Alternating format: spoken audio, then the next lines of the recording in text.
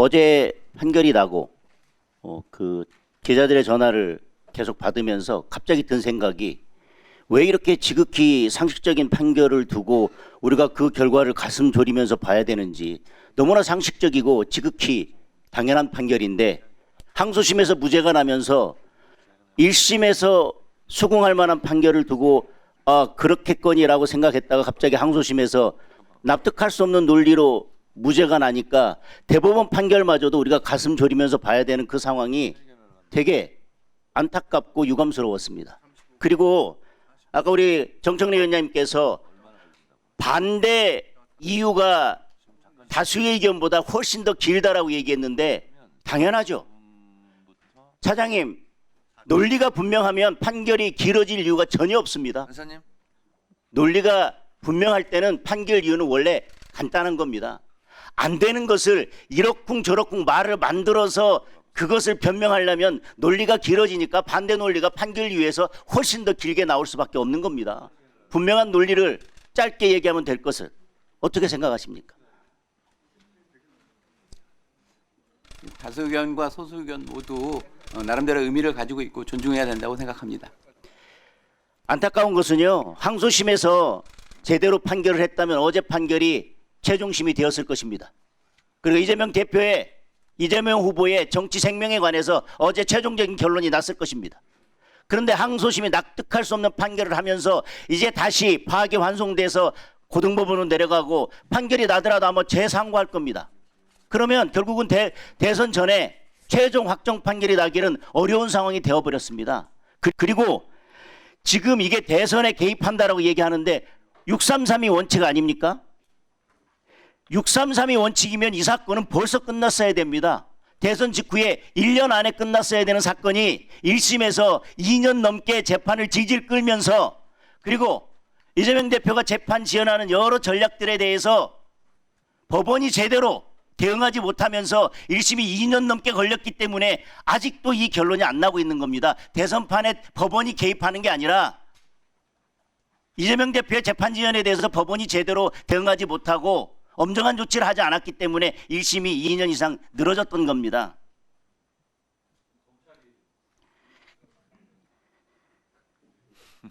송달 안 받고 그렇지 않습니까? 자, 이 사건에 있어서 매우 중요한 진술이었습니다. 대장동 사건과 관련해서 당시 이재명 후보가 김문기 씨를 아느냐 모르냐는 매우 중요한 사건이고, 유권자가 누구를 선택할지에 대해서 매우 핵심적인 사항이었습니다. 백현동도 마찬가지입니다. 그게 특혜인지 국토부의 협박이 있었는지도 매우 중요한 사항이었습니다. 그리고 골프를 쳤느냐 안 쳤느냐, 협박이 있었느냐 아니냐는 당연히 의견도 아니고 과장된 것도 아니고 사실에 관한 진술이었습니다. 너무나 지극히 상식적인 판단을 두고 이렇게 긴 시간이 걸려서 결국은 아직까지 최종 결론을 내지 못한 것에 대해서 안타깝게 생각을 하고요. 차장님, 헌재 재판관은 헌법과 관련 법에 따르면 정원이 몇 명으로, 정수가 몇 명으로 되어 있습니까? 헌재 재판관이 예. 9명으로 알고 있습니다. 그럼 일시적인 현상에 의해서 9명이 안 되면 심리를 진행할 수 없습니까? 지금 법상 7명 이상의 심리 진행할 수 있고 결론 낼 수 있지 않습니까? 예. 헌법에 정수를 9명으로 둔다 하더라도 9명이 없으면 기능이 멈추는 게 아니라 어떤 심리도 할 수 없는 건 아닙니다. 그렇죠? 예. 두 번째, 대법관은 몇 명입니까? 대법원장님을 제외하고 13분이시고요. 그중에 한 분은 법원행정처장을 맡고 있기 때문에 재판에 관여하지 헌법과 법률의 규정에는 그렇습니다. 그런데 일시적으로 예를 들면 대법관 2명이 공석이다라고 한다면 대법원은 모든 재판을 멈춰야 됩니까? 그렇지는 않습니다. 그건 정수입니다. 정수와 몇 명이 심판이나 재판을 개의할 수 있고 최종적인 결론을 내는데 개시할 수 있고 최종적인 결론을 내는데 몇 명이 필요한지는 관련 법에 따라서 달리 정해지는 겁니다. 맞습니까? 예. 헌법에 88조에 국무회의는 대통령, 국무총리와 15인 이상 30인 이하의 국무위원으로 구성된다 이렇게 되어 있습니다. 그러면 국무위원이 15인 이상 30인 이하의 국무위원으로 구성된다고 그래서 그러면 일시적으로 국무위원이 14명이 되면 국무회의는 멈추는 겁니까? 아니면 국무회의를 어떤 종수로 개의할 수 있고 어떻게 의결하는지는 따로 규정에 의해서 정해지는 겁니까? 그 점에 대해서는 제가 답변드린 곤란한 것 같습니다. 왜요?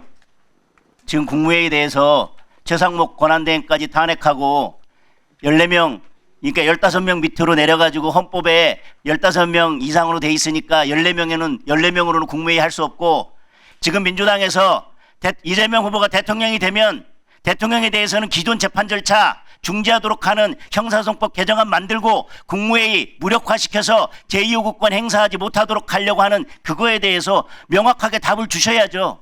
헌법에 15명 이상으로 돼 있다 하더라도 국무회의 규정에 의하면 국무회의 규정에 국무회의는 구성원 과반수의 출석으로 개의하고 출석 구성원 3분의 2 이상의 찬성으로 의결한다고 되어 있습니다. 마찬가지입니다. 헌법재판소도 마찬가지고요. 헌법에 9명으로 돼 있다면 그럼 8명 되면 아무것도 못합니까? 7명 이상이 심리를 진행할 수 있다고 되어 있습니다. 그리고 위원 같은 경우는 6명, 나머지는 과반수로 결정하면 되는 겁니다. 지금 민주당에서 계속 최상목 권한대행까지 탄핵하면서 이 조항을 가지고 꼼수를 만들려고 하고 있고요. 2021년부터 22년까지 국무위원 14명 이하가 참석해서 국무회의를 운영한 것이 77회 중 19번이나 있습니다. 따라서 지금 그런 꼼수는 되지 않을 것이고요. 민주당이 이런 꼼수를 부리는 것은 결국은 이재명 대표를 만들어서 어떻게든 법도 바꾸고 뭔가 하려고 하는 것일 텐데, 그 전제는 이재명 후보가 대통령이 된다는 것인데, 이재명 대표를 살리자고 하면서 지금 민주당이 살리는 꾀를 내는 게 아니라 결국은 대선에서 패하고 이재명 대표를 죽이는 꾀만 내고 있다는 말씀을 드리면서 질의 마치겠습니다.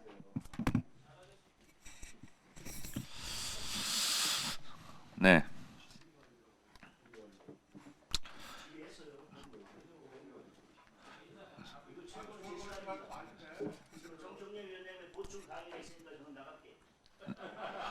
장동혁 의원님의 보충 강의가 있다 하여 보충 강의를 시작하도록 하겠습니다.